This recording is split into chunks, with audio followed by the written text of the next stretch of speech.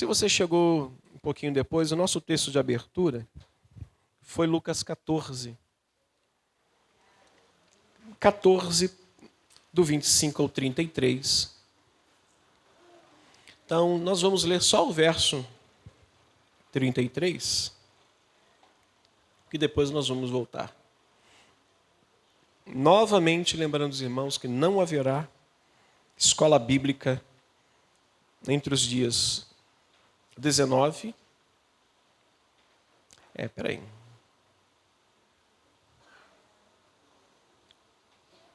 Se não haverá escola bíblica do 19 até o 26, não tinha necessidade de botar o 22, mas entre 19 e 26 não haverá escola bíblica. Aí 19 até 22, retornaremos 26. 26, domingo próximo, outro domingo, né? Então passaremos a semana todinha do quarta-feira de cinzas, né? Sem escola bíblica. Ok. Então, 19, domingo agora, até o outro domingo, uma semana de folga para os amados professores da escola bíblica, tá bom? Vamos lá, vamos pensar um pouquinho. Quantos aqui, sinceramente, seja verdadeiro, você tem dificuldade de abrir mão de alguma coisa na sua vida? Tem dificuldade? Quantos aqui tem? Pode falar, nós estamos na presença, eu tenho dificuldade de abrir mão de alguma coisa na minha vida.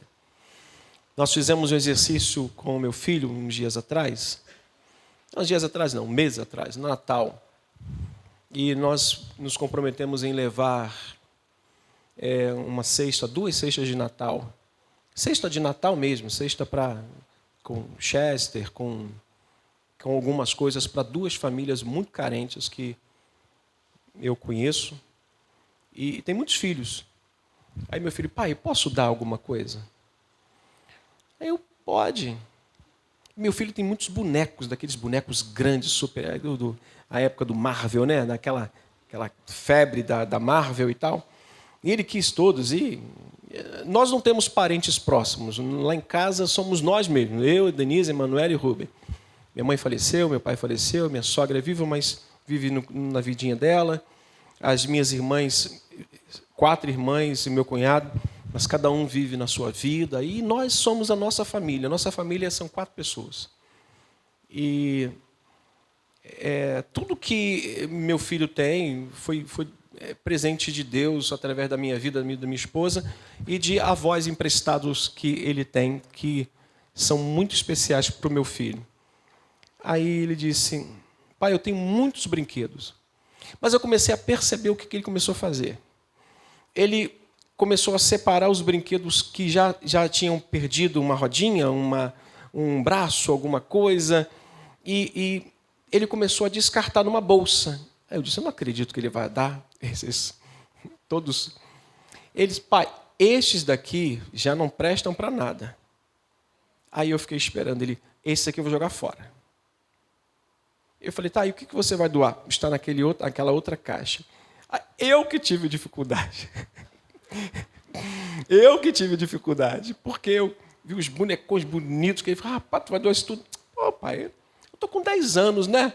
E falei, e daí? Está pagando a conta já paga a sua escola, já faz compra, ajuda na luz de casa? Veja a hora disso. Se arrumou um emprego, por favor, fale comigo, porque ele está precisando ajudar nas contas de casa. Qualquer emprego que tiver na sua empresa, ela pode me falar que eu levo meu filho para dar uma força lá. Se com 16 ele estiver em casa e falar, pai, não estou afim muito de fazer isso, caça o emprego. 16, quer ficar em casa sem fazer nada, caça o emprego, vai, e meia dúzia de conto dando na mão dele. Eu com 14 já trabalhava. E me chamou a atenção pelo fato do desprendimento dele. E às vezes é muito difícil a gente abrir mão. Só que uma coisa é importante a gente pensar na caminhada com Cristo. Sem renúncia. Sem abrir mão de alguma coisa. Pensando sobre isso. Porque Jesus diz, qual o homem que pretendendo fazer uma obra, um prédio, não se assenta. Ou seja, não pensa antes de começar a fazer a sapata. Então, a vida cristã, a caminhada ao lado de Cristo tem que ser calculada. Porque vai exigir de nós renúncia. Diga comigo, renúncia. Vamos lá. Capítulo 14, verso 33, diz assim: assim, pois, todo aquele que dentre vós não renuncia a tudo que tem, não pode ser o meu discípulo. Fechei a minha meditação na quarta-feira passada com os irmãos, usando o texto de 1 de João, capítulo 2, verso 17. Que diz: aquele que, porém, que faz a vontade de Deus, esse permanece para sempre. Esse texto que a gente leu naquela ocasião faz parte da aplicação, ou fez parte da aplicação final da mensagem que eu ministrei aos irmãos na quarta passada, falando sobre como um cristão conseguirá viver nesse mundo que está em constante mudança, que está em constante transformação, sem com isso ele negociar a sua fé e mudar o seu procedimento cristão. Como nós vamos conseguir? E eu usei exatamente esse texto de 1 de João, capítulo 2, verso 17, 15, 16, 17, para dizer que um único amor deve governar a nossa vida e uma única vontade deve governar a nossa vida. Sem isso, irmãos, certamente a mudança que está ocorrendo nesse mundo vai capturar o nosso coração, vai roubar o nosso coração, vai nos aprisionar a ele e não haverá vontade alguma senão a vontade da carne prevalecendo. A única vontade deve governar a nossa vida. E para que isso, irmãos, ou para que essa única vontade venha governar, é preciso primeiro conhecer essa vontade. Como é que eu vou permitir que essa vontade governe a minha vida, esse amor governe a minha vida, se eu não conheço a profundidade do amor de Deus e não tenho pleno conhecimento da sua vontade? E uma vez que o indivíduo conhece a vontade e o amor de Deus, na sua profundidade, jamais ele vai querer voltar à superfície e respirar qualquer outra coisa, senão aquilo que ele já experimentou da parte de Cristo. Não há como. Por que aquele irmão se desviou ou se afastou? É porque ele nunca experimentou, ele nunca desceu à profundidade do amor e do conhecimento da vontade de Deus, para que ele possa olhar. Ele falou: para que eu vou para a superfície respirar esse ar poluído, se aqui embaixo eu tenho tudo o que eu preciso? Se aqui na profundidade do amor de Deus que eu conheço, e na profundidade da graça de Deus que eu conheço, e da presença e da vontade dele na minha vida, para que eu quero outra coisa? Então, o homem que ama Deus e conheceu a sua vontade não se afasta de Deus. Ele inclina, ele enverga, ele chora, ele geme, ele passa por luta, por tribulação, mas nunca abandona o seu Senhor. Portanto, a única maneira de sermos totalmente governados pela vontade de Deus é através da renúncia. Renunciar é abrir mão de algo. Renunciar é dizer não, mesmo quando a vontade é de dizer sim. Renunciar é você querer permanecer aonde está mesmo, ou renunciar é permanecer no mesmo lugar, mesmo que a sua vontade seja de ir embora. Eu quero ir embora, mas a vontade de Deus é maior na minha vida, então eu renuncio à minha vontade a favor da vontade de Deus na minha vida, que é boa, agradável e perfeita. Então renunciar é abrir mão, renunciar é dizer não, mesmo quando a vontade é dizer, eu quero, eu sim. Não, mas eu vou dizer não. Eu vou dizer não. É permanecer, mesmo que eu esteja desejoso de ir embora. E foi exatamente nesse sentido que Jesus estava falando às multidões, no capítulo 14, versículo 25 em diante. Na versão viva, a versão que eu gosto muito de tê-la para a minha meditação, diz: assim, ninguém pode ser o meu discípulo se primeiro não resolver abrir mão de todas as outras coisas por mim. Pena que eu esqueci de pedir para o Pedro colocar na projeção a versão viva, mas eu vou ler pausadamente para que vocês lembrem-se dela. Jesus vai dizer exatamente isso, do verso 33, mas na versão viva. Assim, ninguém pode ser o meu discípulo se primeiro não resolver abrir mão de todas as outras coisas por amor de mim. É exatamente isso, ou nesse sentido que Jesus está retratando ou falando à multidão.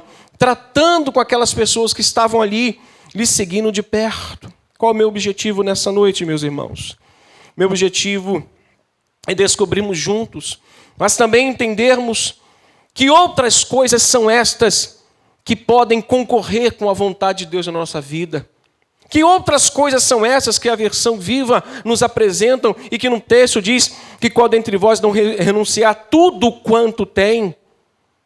Já na versão que eu estou lendo é todas as coisas, aquelas outras coisas que estão ali concorrendo com a vontade de Deus. Mas antes de eu avançar, eu acho que essa nota é importante, porque quando se fala de todas as coisas, abrir mão de tudo, ou todas as outras coisas, a gente imagina que Jesus estivesse dizendo o seguinte: abra mão do seu emprego, abra mão da sua família, abra mão dos seus prazeres, você vai se transformar em um robô nas minhas mãos, só vai fazer o que eu quero. Mas Jesus não estava tratando sobre esse assunto. Então é importante dizer o que Jesus está falando à multidão. E o que ele fala nada tem a ver com se desfazer de uma coisa em detrimento de outra. Por causa de Jesus eu vou largar o meu emprego, por causa de Jesus eu vou abandonar toda a minha família, por causa de Jesus eu vou abandonar até os meus sonhos e meus projetos de vida, por causa de Jesus eu vou, talvez, abandonar tudo, absolutamente tudo. Não, nada tem a ver com desfazer uma coisa em detrimento de outra, e sim colocar as outras coisas no seu devido lugar e não deixar que nenhuma delas tome o espaço que é dele, com D maiúsculo. É isso que Jesus está querendo falar para a multidão. Não coloque as outras coisas no espaço que pertence a mim. Sabe que plano foi esse? De Nabucodonosor. Nabucodonosor, o projeto dele era exatamente esse: conquistar um espaço no coração dos jovens hebreus que pertencia a Deus. Perceba se não é isso que esse príncipe do século está fazendo com a nossa geração. O príncipe desse século, primeira coisa que ele tem feito é cegando o entendimento dos incrédulos, colocando agravos nos ouvidos. Ô geração difícil de ouvir! É a geração do sabe tudo. Eu não estou criticando o jovem, porque eu também sou, 49 anos. E a esposa faz amanhã aniversário. Pastor Robson faz amanhã, dia 16 também, junto com Denise. Geração difícil. Geração do sabe tudo. Geração que parece que não precisa de ninguém, porque eles sabem fazer todas as coisas, até que descobrem que fizeram errado. E eles vão procurar quem de fato e de verdade sabe sobre a vida. Geração difícil, irmãos. Mas aprendi com o bispo Weber. Sempre me diz: Otávio, tenha misericórdia dessa geração. Porque é a geração mais infeliz que tem. Mais infeliz. Você sabe aonde está a fonte de alegria deles? Eu não trago meu celular para cá. A menina foi assaltada, uma influencer, digital influencer. Hoje, deixa eu abrir uma exceção aqui. Hoje eu recebi uma mensagem de uma digital influencer. Eu tenho uma casa e eu quase não uso essa casa na região dos lagos, e ela é uma casa que parece um filho, só dá despesa. É duas alegrias, irmão, quando você compra e quando você vende. Então, para ela parar de me dar despesa, ela começou a ficar adulta, ela começou a se pagar. E eu alugo. Achei lá, está alugando. Pelo menos ela está pagando a conta dela. Aí uma menina disse: oi, eu sou digital influencer. E eu gostaria de saber o que a gente pode fazer de parceria para que eu divulgue a sua casa. Eu falei assim: é só divulgar. Ela: olha só, eu preciso ir na sua casa, conhecer a sua casa, passar uns 3, 4 dias lá, tirar umas fotos, e assim, não vou te cobrar nada por isso. Aí eu disse para ela: mas eu vou. A minha mulher falou: você é maluco. Eu falei: não, eu sou verdadeiro. Ela: eu não vou te cobrar nada. Aí eu escrevi assim: mas eu vou. Aí ela: quanto ficaria 3 dias? Eu falei: você não queria 4? 4 se fosse de graça, agora para pagar só 3. Aí eu disse, diárias mínimas, 4 diárias. Ela, mas no aplicativo está 3. Eu acabei de mudar, 4 diárias. Aí ela, qual o valor da diária? Eu falei o valor da diária, eu falei, no aplicativo está lá. Aí no final, não estou fazendo propaganda não, tá? Por favor, se você for lá, tu vai pagar o mesmo preço. Aí no final ela disse assim, eu vou pensar, mas é uma grande oportunidade para você alavancar mais hospedagens. Eu disse, dá uma olhadinha no aplicativo, vê se você consegue encontrar uma vaga. Deus abençoe, querida. Fica na paz. Não tem vaga. Então, essas meninas, essa pessoa, eu fiz um link porque hoje eu vi uma cena que uma digital influencer foi assaltada, junto com o seu namorado. E lhes roubaram ouviram? Lhe roubaram o celular. A menina foi para as redes sociais, a menina foi para a televisão dizendo, pelo amor de Deus, a minha vida está ali. A vida da pessoa não pode estar no smartphone. Você pode ter suas fotografias, suas fotos, você pode ter ali o seu cartão digital, você pode ter ali a sua conta bancária, você pode ter ali várias coisas, sua agenda. Mas você tem que ter uma vida, né? Tudo meu é assim, ó, papel escrito. Minha mulher fala que eu sou velho. Eu falei, mas você não casou, você casou com um menino, agora eu estou com 49. Mas eu sempre gostei de anotar minhas coisas, ter agenda para anotar minhas coisas, porque se eu perder meu celular, a minha vida não está nele, a minha vida está aqui, na minha agenda. E ela anda no meu gabinete aqui ou na minha casa. Eu tenho uma lá e tenho outra cá. Tudo que eu tenho está relacionado nessas duas agendas. Meus pagamentos, o que eu tenho que pagar, tudo, absolutamente tudo. Então, irmãos, quando eu olhei para isso, eu falei, meu Deus, a vida dessa pessoa está em um smartphone. Sabe o que é isso? É uma vida infeliz. Sabe por quê? Porque quando roubaram o celular dela, roubaram a felicidade dela, roubaram a agenda dela, roubaram as fotos dela, roubaram tudo dela, irmãos. O plano de Nabucodonosor é o mesmo de Satanás. Conquistar o espaço que pertence somente a Deus no coração dessa geração. Mas diga comigo, meu coração. E o coração dos meus filhos, dos meus netos, pertencem a Jesus. Pertencem a Ele. Vamos entender então que outras coisas são essas, irmãos, que precisamos abrir mão ou renunciar, que podem disputar com a vontade de Deus. Em primeiro lugar, nós precisamos renunciar a nós mesmos. Diga comigo, eu preciso renunciar a mim mesmo. Versículo 7 do capítulo 14, por favor. Não vamos ler tudo. Mas só para que você olhe para esse texto, e eu não vou ler todo realmente por conta do meu tempo. Mas olhe para esse texto e veja que Jesus está falando de uma festa, de um jantar. E ele foi convidado para esse jantar. E nesse jantar ele começa a perceber que os convidados começam a procurar logo os primeiros assentos. Ele começa a procurar logo as primeiras cadeiras, os lugares de destaque, os lugares onde ficavam ali as pessoas de status, de renome, de proeminência, mesmo que eles não fossem de renome, mesmo que eles não fossem proeminentes, eles escolhiam os primeiros lugares. Jesus, ao olhar para isso, ele chama a parte e faz uma parábola, e essa parábola serve para todos os seus discípulos e para aquela multidão, e ele fala aqui, versículo 10, pelo contrário, quando fores convidado, vai tomar o último lugar, para que quando vier o que te convidou, te diga, amigo, senta-te mais para cima e ser-te-á isto o quê? Uma honra diante de todos os convivas. O que é que isso nos ensina? Que precisamos abrir mão, irmãos, daquilo que pensamos ser, das nossas convicções humanas, do nosso orgulho, daquilo que pensamos ter, que geram disputas entre outras pessoas. Na época de Cristo, assim como nos dias de hoje, Haviam símbolos de status que favoreciam e protegiam pessoas de posição elevada dos outros indivíduos.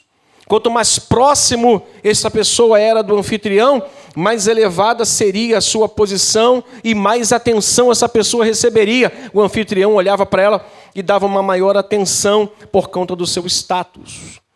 E o caráter era importante de maneira nenhuma. Caráter não era a marca importante de um convidado, e sim o seu nome. O nome era mais importante do que um caráter de uma pessoa, mesmo que ele corresse à frente de todos e sentasse nos primeiros lugares. Alguém certa vez disse: procure mais ser ou ser mais um indivíduo de valor, em lugar de se esforçar tanto para ser alguém de sucesso. Procure ser uma pessoa de valor e de ter valores, bem mais do que se esforçar tanto para ser alguém de sucesso. E ele prossegue: quem tem mais valor, ou quem tem valor, mais cedo ou mais tarde, é reconhecido e devidamente honrado. Jesus está tratando exatamente dessa questão, da renúncia daquilo que nós pensamos ser, daquilo que nós precisamos nos esvaziar de nós mesmos. Para quê? Para que Ele apareça, para que Ele cresça, para que o nome dEle seja exaltado. E Ele dá o exemplo de pessoas que queriam primeiro lugar, queriam proeminência, queriam serem lembrados, queriam ser aplaudidos, vistos, apreciados, admirados. Quem tem que ser admirado é Cristo. Quando Jesus aconselhou, irmãos, os convidados para procurar lugares mais humildes, o que ele estava ensinando? Estava ensinando a sermos pessoas de truque? Não. Ele não estava ensinando um truque para garantir uma promoção ou uma recompensa, mesmo porque a falsa humildade, diga comigo, a falsa humildade é abominável a Deus. Porque para ele é tipo orgulho, parece com orgulho. Para Deus, a falsa humildade, aquele ser humano que diz: eu sou igual o publicano, o fariseu, que diz: eu não sou como os tais, eu dou dízimo de tudo que eu tenho. Irmãos, ele não está ensinando um truque para garantir promoção ou recompensa, mesmo porque Deus não se impressiona com o nosso status, não se impressiona com ele lá fora, não se impressiona com ele aqui dentro. Ele não olha para quem tem talvez uma patente alta, ele não olha para quem tem 5 diplomas, ele olha para pessoas que ele ganhou na cruz do Calvário, que estavam perdidos. Ele não olha para o status de ninguém. Graças a Deus que este púlpito aqui, nosso bispo, nossos pastores, não dizem doutor fulano de tal, mas irmãos em Cristo Jesus. Graças a Deus por isso. Deus não é, irmãos, impressionado com o nosso status em sociedade, nem na igreja. Deus não é influenciado pelas que as pessoas dizem ou pensam ao nosso respeito, pois Ele sabe dos segredos ocultos do nosso coração e não se impressiona. Uau, aquele irmão ali, homem de Deus, bispo.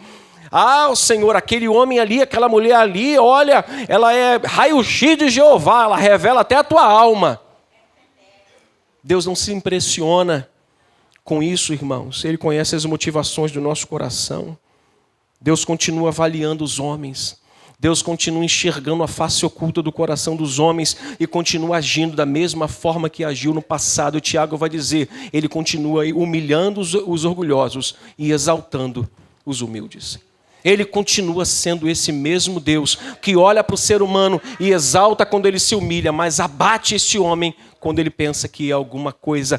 Portanto, a primeira coisa que nós temos que fazer para que a gente possa experimentar a presença de Deus, para experimentar a vontade de Deus, é renunciar a nós mesmos. O orgulhoso não suporta fazer a vontade de Deus, porque a vontade de Deus às vezes nos humilha. Eu quero fazer uma coisa, mas Deus fala, não vai fazer. Quantos aqui já experimentaram isso na sua vida? De você querer dizer sim, mas Deus manda você dizer não. Deus manda você dizer não, mas você quer dizer sim. A vontade de Deus nos humilha. Por isso que quem renunciar a si mesmo não consegue seguir com a caminhada cristã. Porque exige de nós uma renúncia própria. Uma renúncia própria. Em segundo lugar, precisamos renunciar ou colocar no devido lugar as coisas materiais. Coloque no seu devido lugar todos os seus anseios, suas ambições, seus planos de vida, seus planos para a velhice, seus planos para o futuro. Coloque em ordem. Coloque no devido lugar. Porque se você fizer isso, meu irmão, tudo mais à sua volta com relação a Deus vai funcionar. Tudo. Versículo 15. Jesus agora vai contar uma parábola. Que nessa parábola, preste atenção rapidinho antes de você. Você conhece, é por isso que a gente não está lendo essa parábola do 15 ao 24. Acredite, a indignação maior aqui do dono da festa foi devido à antecipação do convite. Perceba que o anfitrião está indignado, a ponto de chegar assim, então vá pelos becos, pelas ruas, pelas vielas e traga coxos, aleijados, mas ainda há lugar. Vá, procure mais ainda e traga-os para que minha casa se encha. Olha o sentimento de chateação que o escritor aqui, que Lucas aqui coloca desse anfitrião. Por quê? Porque esse anfitrião fez uma lista de convidados. Ele, nessa lista de convidados, ele falou, Fábio, gente, estou citando Robson, esqueci seu nome, Giovanni, Robson também ali, Alexandre, Rômulo, Daniel. E todos eles disseram, sim, nós vamos, pode botar meu nome na lista. E lá o camarada está lá fazendo a lista. Bom, acho que o Rômulo não come tanto. O Robson e o Robson juntos também não comem tanto. Eu vou matar 2 cabritos só. Ele está lá anotando. Vou comprar só 2 fardos de Coca-Cola. Vou comprar só... Aí só está anotando. E ele organiza a festa. Está tudo pronto. De última hora, o anfitrião fala para o seu servente, vá lá e diga aos meus convidados que está tudo pronto. O que os convidados começam a dizer? Não posso. Porque eu me casei. E eu preciso desfrutar da lua de mel. Comprei uma junta de bois, preciso agora cuidar dela. Ora, cara, tu não tinha sido convidado, tu não tinha dito sim. A indignação deste dono da festa se deu por conta do prévio convite e da recusa deles em cima da hora. Então, o que Jesus está ensinando às multidões e para nós, igreja, hoje, aqui?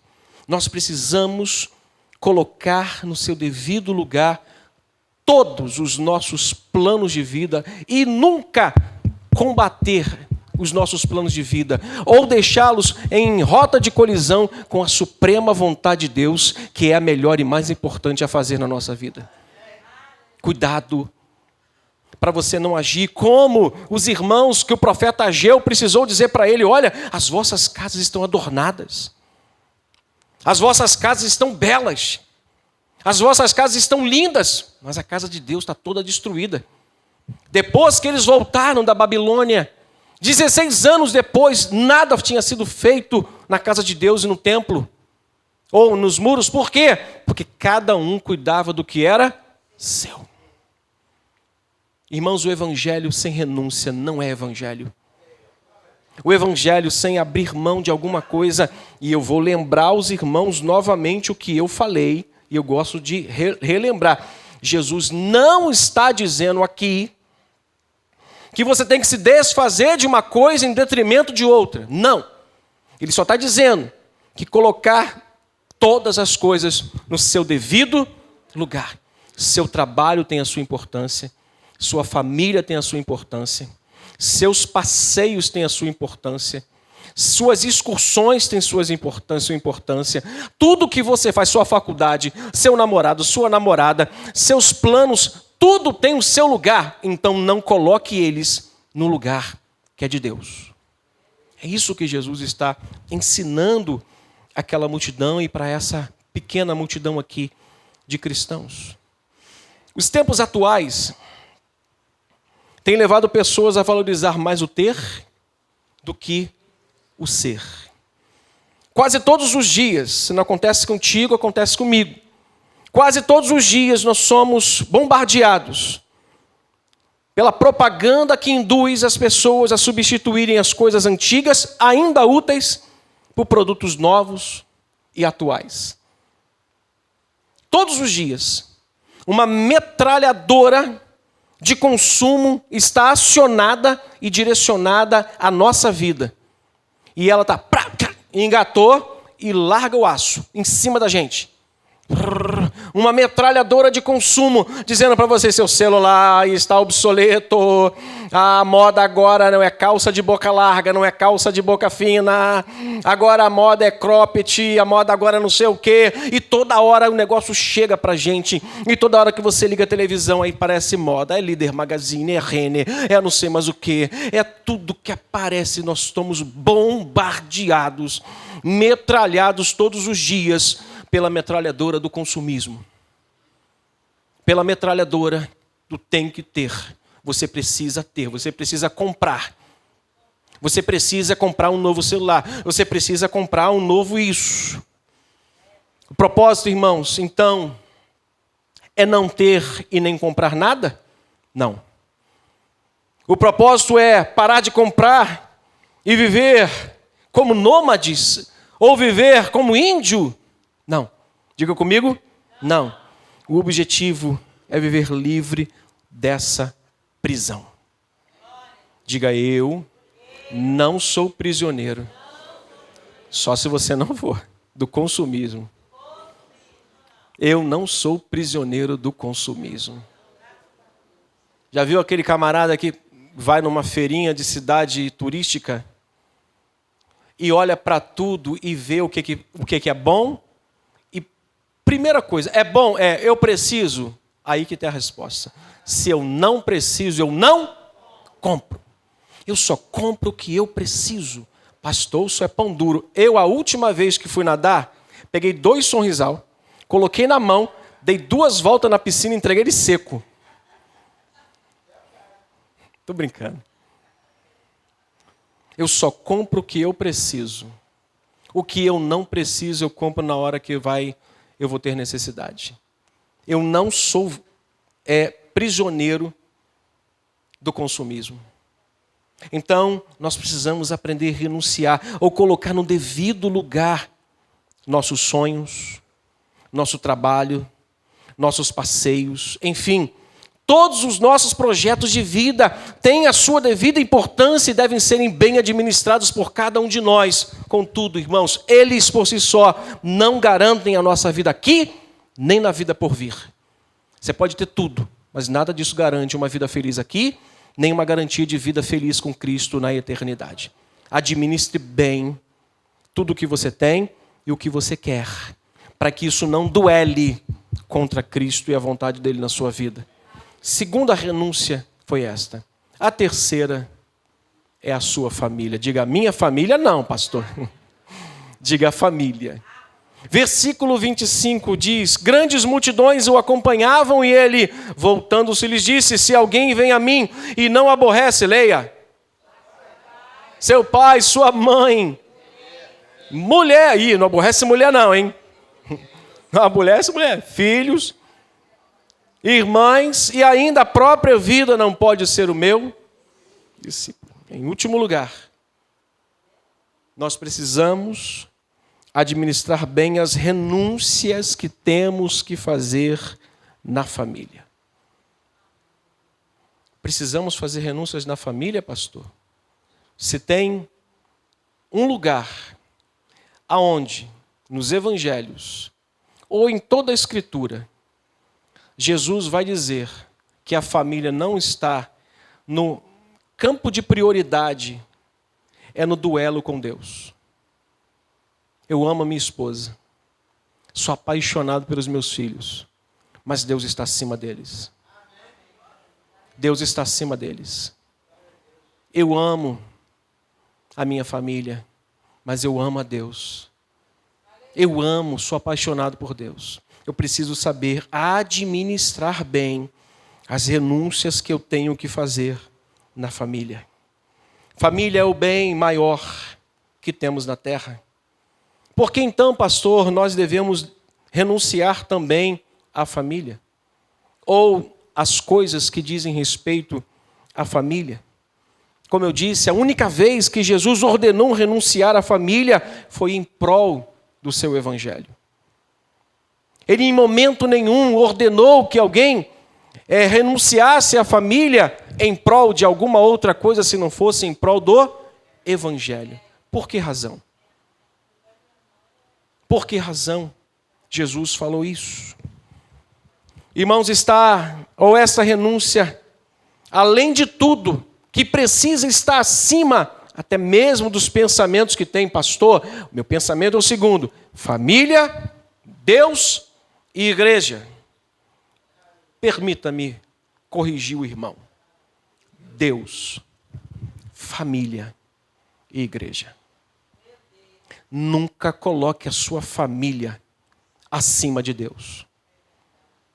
Os meus filhos são o meu tesouro, os meus também. Só que o meu tesouro maior é Cristo Jesus. Tá, pastor. E se eu amar mais a Deus, será que eu não vou abandonar minha família? Não, fica tranquilo, porque quando você ama a Deus de todo o seu coração e ama a Deus e em favor disso, ou em detrimento a isso, você até renuncia a algumas coisas da sua família, Deus cuida dela. Quer ver uma história? Gênesis 22, não abra. O que Deus pede a Abraão? O seu único filho. O que Deus fala para ele? Abraão, eu quero o teu filho, o teu único filho a quem tu amas. O que ele faz? Ele renuncia àquele momento paterno. Um homem, 90 e tantos anos, foi pai. Ele agora é pai de um menino, jovem, ou meia-idade, não sei. Mas ele fala assim: agora, rapaz, eu preciso te matar. Afiar o meu cutelo, porque Deus me pediu você. Naquele momento, Deus diz: Abraão, para. Qual foi a recompensa disso? Abraão recebeu uma descendência por conta da sua obediência. Quando nós abrimos mão e renunciamos à família também, quando nós renunciamos aquilo que é em prol do evangelho, quantas vezes o bispo Rubem, talvez, olha na minha mente doida aqui, ele tenha desejado passar um ano novo com a esposa e com as 2 filhas e os netos dele, lá na casa deles, na casa dele. Mas ele disse: não, eu tenho que estar lá no dia 31 para o dia 1º, orando com os meus irmãos na igreja. Isso é renúncia. Quantos natais, quantas vezes aquele homem precisou renunciar? Pastor Arlindo, que caminha com ele há tantos anos, precisou renunciar. Os filhos estão lá na casa, lá curtindo lá a queima de fogos, ou a ceia, a mesa, e o pastor Arlindo está aqui com a irmã Mirtes, e depois vai para casa, e talvez não tem nenhuma mesa para compartilhar com os irmãos, só no outro dia que vai pegar o saldo. Qual a recompensa? Os filhos deles, todos estão na presença de Deus. Os filhos do bispo Rubem, todos estão na presença de Deus. O que aconteceu com Isaac? Isaac seguiu os passos de Abraão. O que significa? O que aconteceu com Jacó? Seguiu todos os passos de Isaac. O que aconteceu com a nação de Israel? Todos eles foram caminhando. E, irmãos, isso tudo porque alguém abriu mão de alguma coisa em prol de Deus, em prol do evangelho. Quem mais, pastor? Lembra de Ruth? Ruth ficou viúva. Noemi disse para ela: minha filha, tu tá nova. Está pensando que eu posso dar um outro filho e ele crescer rápido para tu casar, para tu continuar sendo minha nora? Esquece. Isso não vai acontecer. Segue teu rumo. Captura um outro camarada aí, casa com ele e viva. Ela disse: não me inste. Não me obrigue a fazer isso, porque aonde fores irei, o teu Deus é o meu Deus, o teu povo é o meu povo, eu vou adorar o Deus que você serve. Ela não abriu mão, ela renunciou à própria felicidade em prol de seguir uma mulher e a sua fé. Qual foi a recompensa desta mulher? Ela encontrou um Boaz, e ela foi fazer parte da genealogia de nosso Senhor e Salvador Jesus Cristo. Renúncia, recompensa a quem de fato e de verdade faz isso a Deus. Vamos orar. Feche os seus olhos, por favor.